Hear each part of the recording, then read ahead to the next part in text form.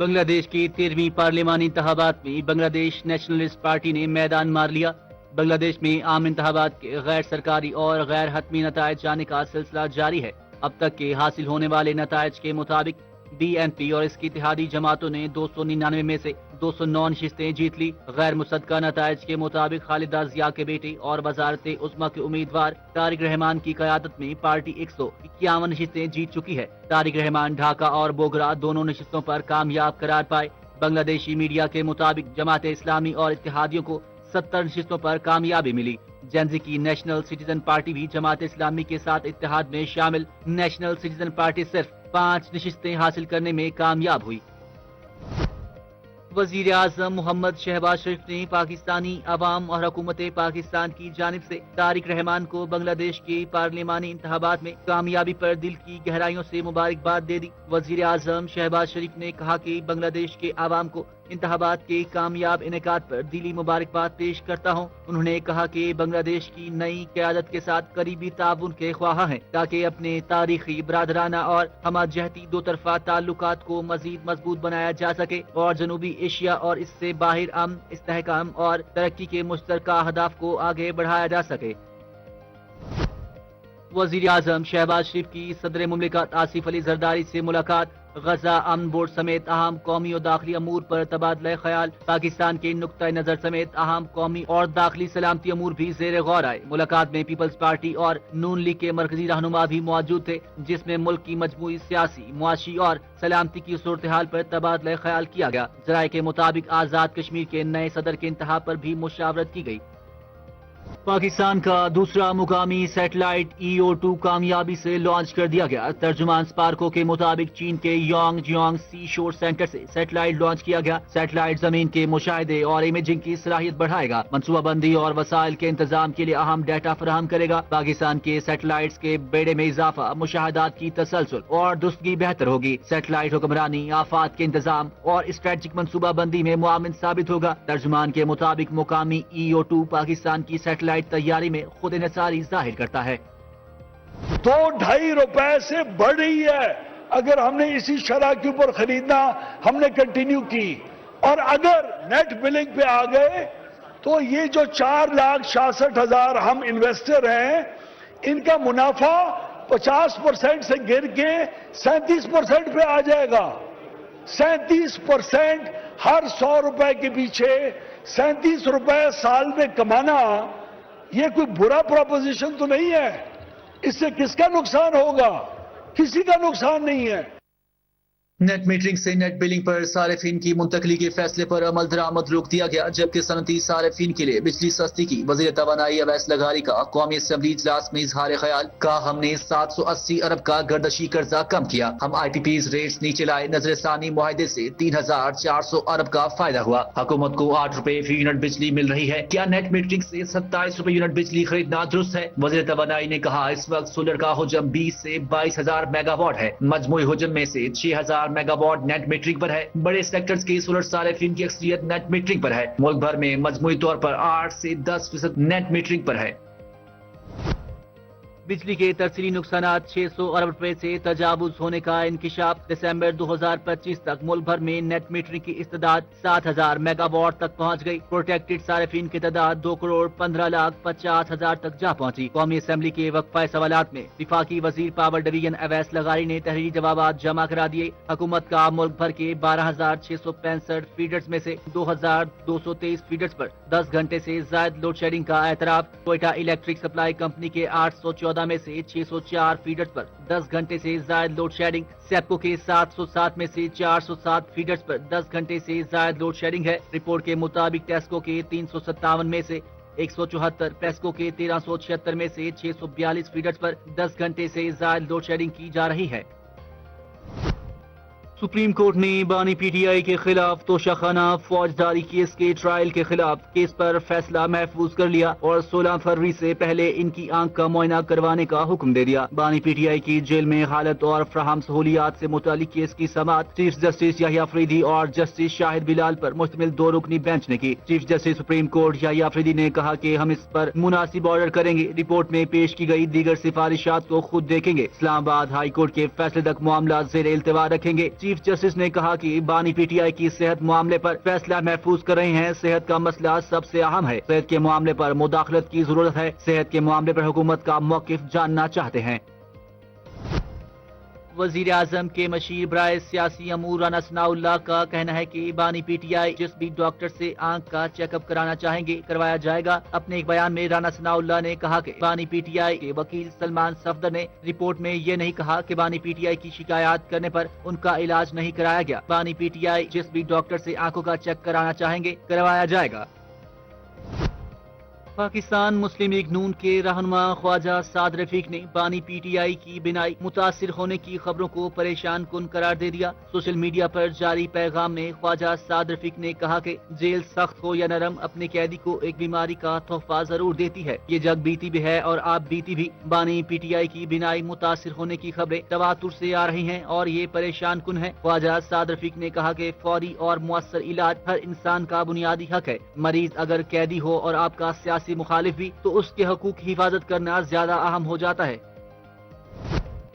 وفاقی وزیر داخلہ محسن نقوی کا اسلام آباد ماڈل جیل اور نیشنل پولیس اکیڈمی میں زیر تعمیر ہاسٹل کا دورہ. 15 برس سے التوا کا شکار جیل منصوبہ ایک سال میں تکمیل کے قریب پہنچ گیا اور فیز 1 کا 85% کام مکمل کر لیا گیا ہے جبکہ آئندہ 2 ماہ میں اسے فعال کرنے کا ہدف مقرر. وزیر داخلہ نے بیرکس اور تعمیراتی کاموں کا معائنہ کرتے ہوئے رفتار اور معیار پر اطمینان کا اظہار کیا اور منصوبے کی جلد تکمیل کے لیے ڈبل شفٹ میں کام کی ہدایات دی. بریفنگ میں بتایا گیا کہ جیل میں 2 حفاظتی دیواریں، ڈیجیٹل مانیٹرنگ سسٹم اور مرکزی کنٹرول روم قائم کیا جا رہا ہے. محسن نقوی کا کہنا تھا کہ جدید ماڈل جیل کا قیام سیکیورٹی کے لیے ناگزیر ہے. دورے کے موقع پر آئی G Islamabad, chief commissioner D G F I A اور دیگر متعلقہ افسران بھی موجود تھے. رمضان المبارک کے موقع پر محکمہ داخلہ پنجاب نے جامعہ سیکیورٹی گائیڈ لائنز جاری کرتے ہوئے صوبہ بھر میں سخت حفاظتی اقدامات اور خصوصی سیکیورٹی پلان پر عمل درآمد کا حکم دے دیا. مساجد، امام بارگاہوں، مدارس اور رمضان بازاروں کی سیکیورٹی کو اولین ترجیح دیتے ہوئے سحر، افطار، تراویح اور جمعہ کے اوقات میں 3 لیئر سیکیورٹی، اضافی نفری ناکہ بندی اور مؤثر سرچ آپریشنز کی ہدایات دی گئی ہیں جبکہ داخلی و خارجی راستوں پر سخت چیکنگ اور بایو میٹرک سسٹم کے استعمال کا فیصلہ کیا گیا ہے. احترام رمضان آرڈیننس 1981 کے تحت روزے کے اوقات میں عوامی مقامات پر کھانے پینے پر پابندی ہوگی. لاؤڈ اسپیکر کے غلط استعمال، اسلحہ کی نمائش، نفرت انگیز مواد، وال چاکنگ کے خلاف سخت کارروائی کی جائے گی. کل عدم تنظیموں اور 4تھ شیڈول میں شامل افراد کی کڑی نگرانی، سوشل میڈیا مانیٹرنگ اور انٹیلیجنس اداروں کے باہمی رابطے کو یقینی بنانے کی بھی ہدایات جاری کی گئی ہیں. ترجمان محکمہ داخلہ پنجاب کے مطابق رمضان المبارک کو پرامن اور محفوظ بنانے کے لیے تمام تر وسائل بروئے کار لائے جائیں گے.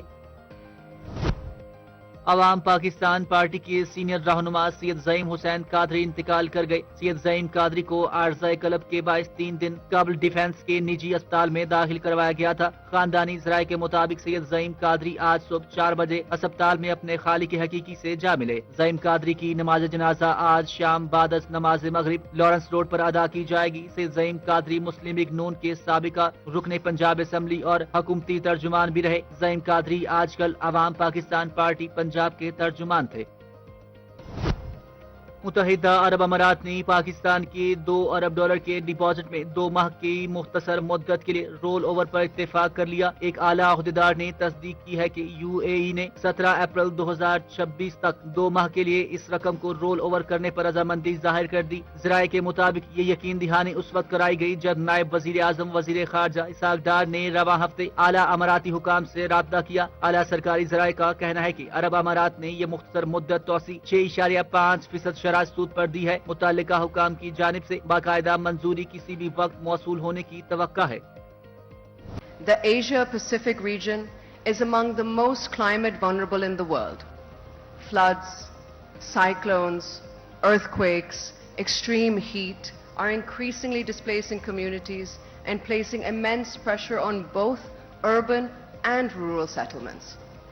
Climate resilience can no longer be treated as an add-on. It must be embedded into every aspect of shelter planning, from design, construction, to land use and community governance. خاتون اول آصفہ بھٹو زرداری کا کہنا ہے کہ سندھ میں 2 کروڑ 10 لاکھ ماحولیاتی مضبوط مکانات دنیا کا بڑا منصوبہ ہے. 1.5 کروڑ لوگوں کو براہ راست فائدہ پہنچ رہا ہے. محض مکالمے سے آگے عمل کی طرف بڑھنا ہی ہماری مشترکہ ذمہ داری ہے. خاتون اول آصفہ بھٹو زرداری نے کہا کہ ایشیا پیسفک شیلٹر فورم میں شرکت اور اہم مکالمے کا حصہ بننے پر خوشی ہے. محفوظ رہائش محض چھت نہیں بلکہ صحت، تعلیم اور استحکام کی بنیاد ہے. محفوظ گھر اور شمولیت سے خواتین کے فائدے معاشرے تک پھیلتے ہیں. سندھ نے موسمیاتی تبدیلی کا سامنا کیا. اس کو لاہور گھن ونجو، اس کو فیصلہ آباد گھن ونجو. اب نہیں انشاءاللہ، اب میاں والی والے کو اس کی دہلیز پر انشاءاللہ اس کے شہر کو میں اس کا علاج ملے گا. میرے پاس تقریباً پنجاب میں کوئی 3 لاکھ ایکڑ حکومت پنجاب کی زرعی زمین ہے. وہ 3 لاکھ ایکڑ 5-5 ایکڑ کے ٹکڑے کر کے مریم نواز شریف ان خاندانوں کو بالکل مفت دینے لگی ہے جن کے پاس روزگار کا ذریعہ نہیں ہے. وزیر اعلیٰ پنجاب مریم نواز شریف نے میاں والی کے شہریوں کے لیے منصوبوں کی بارش کر دی. کسانوں کو 5 ایکڑ اراضی 25 سال کی لیز پر دینے، 8 لاکھ کاشتکاروں کو کسان کارڈ دینے کا بھی اعلان. مریم نواز شریف نے کہا، میاں والی کے لیے میڈیکل کالج کا تحفہ لے کر آئی ہوں. میاں والی کو کالج آف الائڈ پروفیشنلز بھی قائم کیا جائے گا. وزیر اعلیٰ نے لاء کالج بنانے، کالج آف ایگریکلچر قائم کرنے کا بھی اعلان کیا. مریم نواز نے کہا، میں ڈرائنگ روم میں بیٹھنے والی وزیر اعلیٰ نہیں. میاں والی کو گرین بسیں دی، میاں والی سڑکیں تعمیر ہوئی. ہم سیاست پر نہیں خدمت پر یقین رکھتے ہیں. میاں والی کے عوام کے مسائل میرے اپنے مسائل ہیں. میاں والی کے عوام کی محبت، شفقت اور عزت کا جواب خدمت سے دوں گی. I do want all of us to applaud his leadership, his vision, which enabled the government of Sindh to fulfill this project. We did not merely rebuild houses, we rebuilt hope. We rebuilt confidence, and we did so at unprecedented scale, settling new benchmarks for transparency, accountability, and speed in post-disaster recovery. What truly distinguished Sindh's approach and what has drawn global attention وزیر اعلیٰ سندھ سید مراد علی شاہ کا کہنا ہے کہ دنیا کی توجہ سندھ کی جانب اس لیے مرکوز ہوئی کیونکہ صوبائی حکومت نے مشکل حالات میں عملی نتائج دے کر دکھائے. کراچی میں Asia Pacific shelter and settlements forum 2026 سے خطاب کرتے ہوئے کہا، 2022 کے تباہ کن سیلاب کے دوران سندھ کا 70% حصہ زیر آب آیا اور 21 لاکھ مکانات متاثر ہوئے، لاکھوں افراد بے گھر ہو گئے. اس بحران کے بعد چیئرمین بلال بھٹو زرداری نے ہر متاثرہ خاندان کو مضبوط اور باوقار گھر فراہم کرنے کا عزم کیا. بولے، peoples housing for flood affectees منصوبہ اب دنیا کا سب سے بڑا ہاؤسنگ ریکنسٹرکشن پروگرام بن چکا. لاکھوں مکانات کی تعمیر کا عمل جاری ہے. ان کا کہنا تھا، ماحولیاتی تبدیلی ایک عالمی حقیقت ہے اور سندھ اپنے تجربات دنیا کے ساتھ شیئر کرنے کے لیے تیار ہے تاکہ مشترکہ طور پر پائیدار اور محفوظ رہائش کے اہداف حاصل کیے جا سکیں. امریکی صدر ڈونلڈ ٹرمپ نے ایران کو خبردار کیا ہے کہ اگر تہران نے اپنے جوہری پروگرام پر معاہدہ نہ کیا تو اسے انتہائی تکلیف دہ نتائج کا سامنا کرنا پڑ سکتا ہے. میڈیا سے گفتگو کرتے ہوئے امریکی صدر کا کہنا تھا کہ ایران کے ساتھ معاہدہ کرنا ضروری ہے، بصورت دیگر حالات بہت خراب ہو سکتے ہیں. ڈونلڈ ٹرمپ نے کہا کہ ہمیں ایک معاہدہ کرنا ہوگا ورنہ ایران کے لیے صورتحال نہایت سنگین اور بہت تکلیف دہ ہوگی. ڈونلڈ ٹرمپ نے اس امید کا بھی اظہار کیا کہ آئندہ 1 ماہ کے دوران ایران کے ساتھ کسی نتیجے پر پہنچا جا سکتا ہے. امریکی صدر ڈونلڈ ٹرمپ نے کرپشن کیس میں اسرائیلی وزیر اعظم نیتن یاہو کو معافی دینے کا مطالبہ کر دیا. امریکی صدر نے ایک بیان میں کہا کہ اسرائیلی وزیر اعظم نیتن یاہو کو کرپشن کیس میں معافی ملنی چاہیے. نیتن یاہو کو معافی نہ دینا شرمناک ہے. امریکی صدر نے اسرائیلی صدر پر تنقید کرتے ہوئے کہا کہ اسرائیلی عوام کو اپنے صدر کے خلاف آواز اٹھانی چاہیے. امریکی صدر کے بیان پر اسرائیلی صدر نے رد عمل دیتے ہوئے کہا کہ نیتن یاہو کی معافی کی درخواست زیر غور ہے. انہوں نے واضح کیا کہ نیتن یاہو کو معافی دینے کا فیصلہ بیرونی یا اندرونی دباؤ کے بغیر کیا جائے گا. ICC T20 ورلڈ کپ کا سب سے بڑا مقابلہ بارش سے متاثر ہونے کا خدشہ. پاک بھارت ٹاکرا بارش کی نظر ہو سکتا ہے. محکمہ موسمیات نے خطرے کی گھنٹی بجا دی. T20 ورلڈ کپ میں پاکستان اور بھارت کا گروپ اے کا اہم میچ 15 فروری اتوار کو کولمبو میں شیڈول ہے، جو محکمہ موسمیات کی پیشگوئی کے بعد غیر یقینی صورتحال کا شکار ہو گیا. محکمہ موسمیات کی مختلف رپورٹس کے مطابق پاک بھارت میچ کے دن بارش اور گرج چمک کے ساتھ طوفان کا 50% امکان ہے، جبکہ شام 6 بجے کے قریب شہر میں 2.1 ملی میٹر بارش متوقع. اگر میچ بارش کی نظر ہو جاتا ہے تو پاکستان اور بھارت دونوں کو 1-1 پوائنٹ دیا جائے گا. بھارت پر پاکستان کے اسپن اٹیک کا خوف طاری ہونے لگا۔ بھارتی میڈیا کے مطابق پاکستان کے اسپنرز بھارتی ٹیم کو مشکلات میں ڈال سکتے ہیں، اس لیے محتاط رہنا پڑے گا۔ بھارتی میڈیا کا کہنا ہے کہ ابرار احمد، محمد نواز، سائم ایوب اور عثمان طارق پاکستان کی اسپن اسلحہ خانہ میں موجود ہیں۔ کولمبو کی کنڈیشنز اجازت دیں تو اس کو مزید مضبوط بھی کیا جا سکتا ہے۔ نمیبیا کے خلاف میچ میں اسپن کو کھیلنے کے تحفظات بڑھ گئے ہیں کیونکہ 5 کھلاڑی اسپنرز کے خلاف آؤٹ ہوئے۔ USA کے خلاف 3 بھارتی بیٹرز اسپنر کے خلاف آؤٹ ہوئے تھے۔